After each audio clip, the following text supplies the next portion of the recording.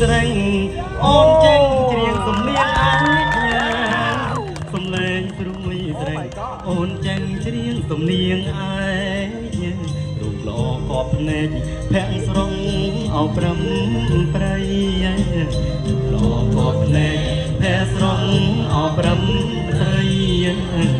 សំពត់ល្អផ្លែកសំនឹងឲ្យតែឯងថ្មីសំពត់ល្អផ្លែកសំនឹងឲ្យតែឯងថ្មីលងនឹងប្តីសំគ្នាអអង្គចាតាលងនឹងប្តីសំគ្នាអអង្គចាខ្លាយពីមង្ឃើពីអ្នកនឹងភរិយាខ្លាយពីមង្ឃើពីអ្នកនឹងភរិយាតែលងគ្នាតាលងឲ្យព្រេងមកទៅតែលងគ្នាតាលងឲ្យព្រេងមក